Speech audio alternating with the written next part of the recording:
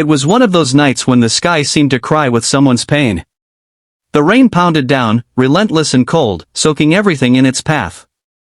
Thunder rolled like a distant war drum, and lightning tore across the sky like jagged scars. In a quiet corner of a small town in Georgia, a humble mechanic named Jacob Hartley stood outside his garage, locking up after a long day. He was drenched, tired, and ready to head home to his lonely trailer when he heard a soft, panicked cry over the sound of the storm. "Please! Somebody help me!" Jacob turned, squinting through the sheets of rain. On the side of the road, under the flickering street lamp, was a car, an old sedan, steam rising from its hood. Next to it stood a woman, soaking wet, shielding a small child under her coat.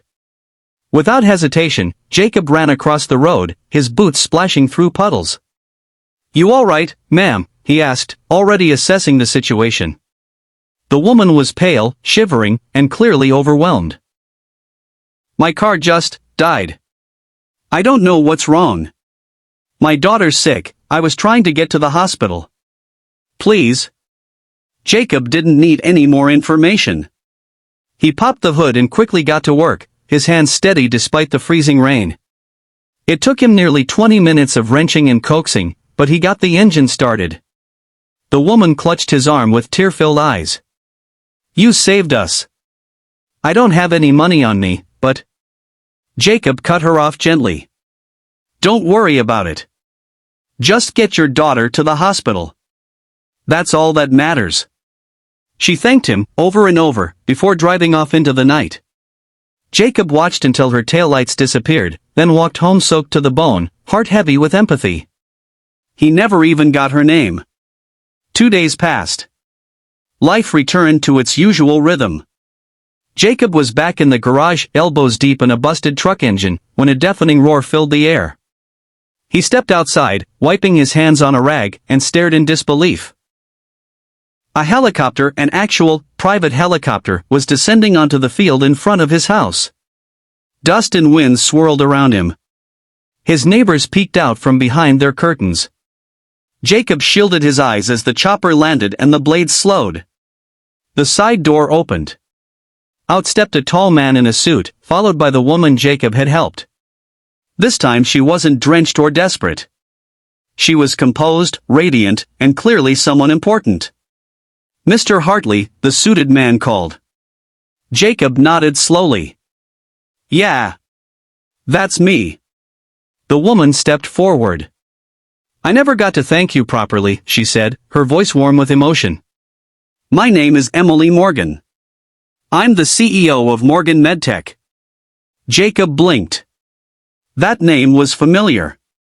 Her company was one of the leading firms in the medical technology industry, worth billions. Emily continued, "The night you helped me, I was returning from a business retreat. I didn't tell you who I was, because...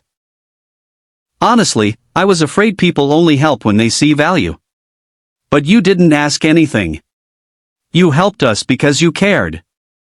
My daughter had a severe asthma attack. If you hadn't helped, she might not have made it." Her voice cracked. "I owe you more than I can ever repay."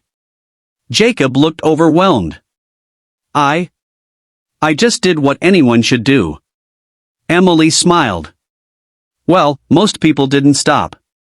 You did. And now, I want to do something for you. Follow me." Confused, Jacob climbed into the helicopter with her. They flew for 15 minutes to the outskirts of town. The chopper descended onto a piece of land with a brand new building, painted white and silver. "This," Emily said as they landed, "is the Hartley Auto and Tech Center. Fully funded. State-of-the-art equipment. You'll have your own team, your own space, and full freedom to run it your way. We'll train at-risk youth here, give them jobs, and give back to this community. All because of one act of kindness." Jacob couldn't speak. His throat tightened. All he could do was nod as tears welled up in his eyes. But the surprises didn't stop there. That evening, when he returned home, another vehicle pulled into his driveway, this time, a brand new pickup truck. A gift. And inside it, a letter in Emily's handwriting. In a world that often forgets to be kind, you reminded me that goodness still exists. I hope this new chapter is everything you've ever dreamed of. Keep helping people. That's where the real treasure is. Jacob stared at the sky that night, stars finally breaking through the clouds, and whispered, "Thank you." He wasn't sure if he was talking to Emily, to God, or to the storm that had led it all to happen. Maybe all three. Over the months, the Hartley Center flourished. Young people who had no direction came to learn, grow, and find hope. Jacob became more than a mechanic, he became a mentor, a father figure, a symbol of what one good deed can do. And whenever someone asked how it all started, he'd smile and say, "Just helped someone in the rain." That's all. Moral of the story, kindness costs nothing, but it can open doors you never knew existed. In a world full of noise and self-interest, one small act of compassion can echo far beyond what we imagine, sometimes, all the way to a helicopter landing in front of your house.